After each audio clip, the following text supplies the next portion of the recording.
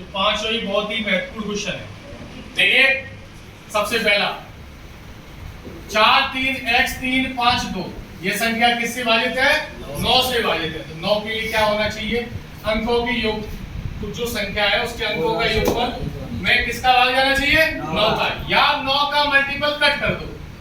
ठीक है, 4 और 3 7 और 2 9, बचा गया 5 और 3 8। 8 में क्या जोड़े? 9 हो जाए। ठीक है, 8 में क्या जोड़े? 10 18 हो जाए। तो 9 का भाग कब जाता है? 9 का भाग 9 में जाएगा, 18 में जाएगा, 27 में जाएगा, 36 में जाएगा। यानी इसका मतलब यह है कि 9 के टेबल में 9 का भाग जाएगा। क्लियर है? अब हमें 9 होना चाहिए, या 9 के बाद 9 का भाग कब जाएगा? 18 में जाएगा, फिर किस में जाएगा? 27 में जाएगा। और 5 और 3 8 में क्या जोड़े? 18 हो जाए 10। और 10 एक अंक की संख्या है नहीं, एक अंक के अंक होते हैं 0 से लेकर 9 तक। क्लियर? तो क्या आंसर होगा? 1। x का मान 1। x कैसे कितने मान है? 1 मान है। x के कितने मान है? 1 मान है। दूसरा क्वेश्चन 8 3 22 4 3 5 यह संख्या 11 का एक फैक्टर है, तो x का मान ज्ञात करिए। यहां से स्टार्ट करते हैं राइट साइड से। 5 और 4 9 और 3 12 लिख लिया, माइनस 8 बाई 3 यानी 11 प्लस 22। अब भैया y का मान क्या रखें? 11 में उसे जोड़ करके 12 बन जाए, यानी y का मान क्या रखेंगे? 1। बात समझ में आई भैया? यानी y की वैल्यू क्या आ गई? 1। अब तीसरा सवाल है 4 3 2 x 8 यह संख्या किससे विभाजित है? 4 से विभाजित है। तो 4 का कब जाता है? पीछे के 2 अंकों में 4 का भाग जाता है। तो इस x की जगह अगर मैंने 0 रखा तो 0 8 में भी जा रहा है 4 का भाग। क्लियर? इस x की जगह मैंने 2 रखा, अब भी 4 का भाग जा रहा है। इस x की जगह मैंने 4 रखा, अब भी 4 का भाग जा रहा है। ठीक है, अगर मैं इसकी जगह पर 6 रखूं तब भी अब 4 का भाग जा रहा है। अब हमने 7 रख के देखा, नहीं जा रहा है। हमने 8 रखा तब भी जा रहा है। इसका मतलब ऐसे कितने मान हो गए? 1 2 3 4 5। x के ऐसे कितने मान है?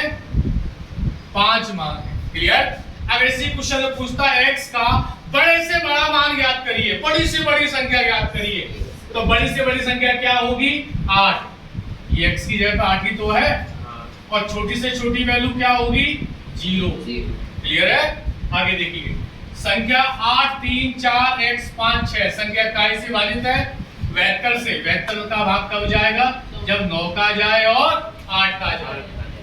8 का कहां जाना चाहिए? पीछे के 3 अंकों में जाना चाहिए, पीछे के 3 अंकों में। और 9 का भाग कहां जाना चाहिए? सब के अंकों के टोटल में जाए। तो देखो 4 8 और 3 11 और 4 15 और 5 20 6 26 26 प्लस x यानी 9 का भाग कब जाता है? जब 27 हो। जब क्या हो? 27 हो। और लास्ट में क्या है हमारा? x 5 6। ऐसा यहां भी नंबर करे तो 9 का भाग जाए, ये पूरी कंप्लीट 9 का भाग जाए। x की वही संख्या यहां डालनी है जो 8 से भाग जाए। तो देखो 8 का भाग यहां अगर 1 0 डालोगे तो जा रहा है, अरे 0 डालने पर 8 का भाग जा रहा है।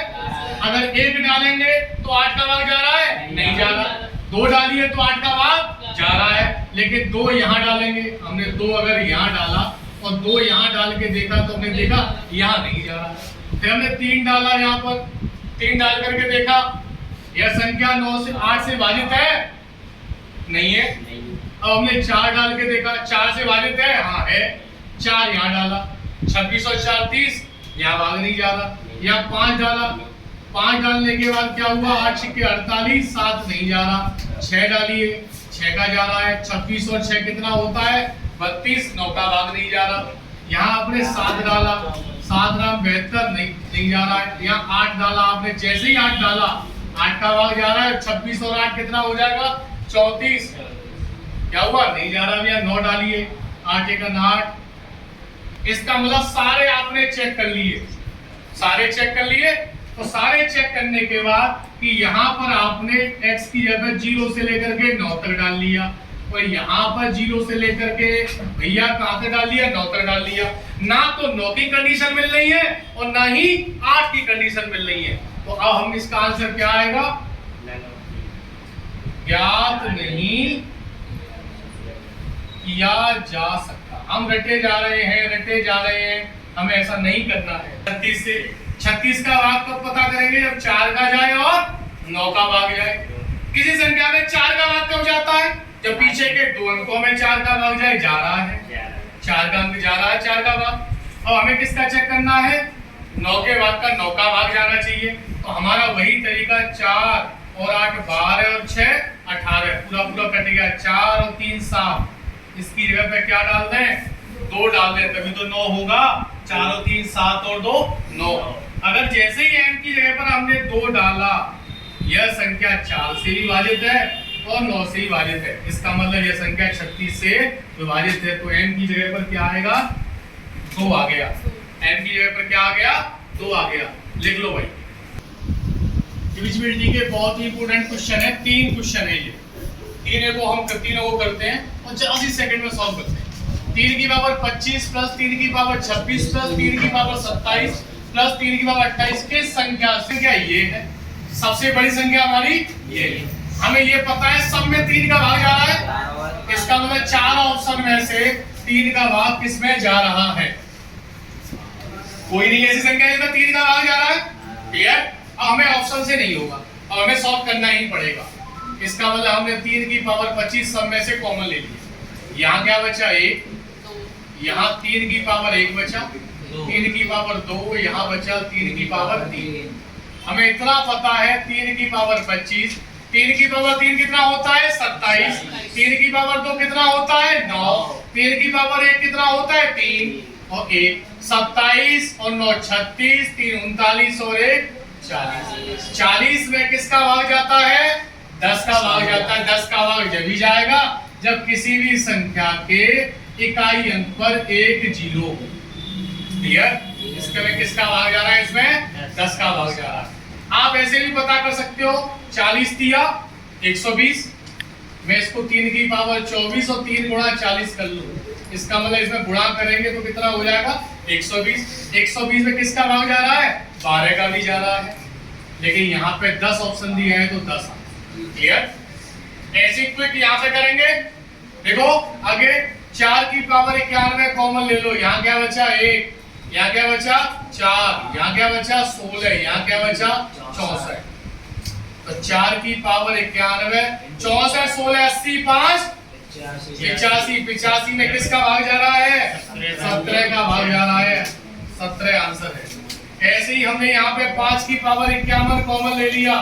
यहाँ क्या बचा 1, यहाँ क्या बचा 5 की पावर 1, यहाँ 5 की पावर 2, यहाँ 5 की पावर 3। हमने देखा 5 की पावर 51 1, 5 की पावर 3 125, 5 की पावर 2 25, 125 और 25 कितना हुआ 150, 150 और 5 155 और 1 156। 156 में किसका भाग जा रहा है, देखो इनमें से किसका भाग जा रहा है पता करिए। कोई पता नहीं चल रही किसका भाग जा रहा है, हमें भाग देखी तो पता करना पड़ेगा। हमने देखा 13 का भाग जा रहा है, 13 का 13, 13 दूनी 26। किसका भाग जा रहा है 13 का भाग जा रहा है, 13 का भाग जा रहा है। 13 से ये संख्या विभाजित है। इस संख्या में 17 का भाग चेक करके देखो। हम चाहें तो ऐसे कर ले 156 गुणा 5, 5 के 30, 3 कैरी मतलब 75 और 3 78, 13 छिक्के 78। यहाँ भी किसका जा रहा है 13 का भी जा रहा है। 29 का जाएगा नहीं, 29 एक अभाज्य संख्या है, 17 एक अभाज्य संख्या है, 11 एक अभाज्य संख्या है, तो 13 भी अभाज्य संख्या, लेकिन 13 का भाग जा रहा है। क्लियर है, 13 का भाग जा रहा है। क्लियर।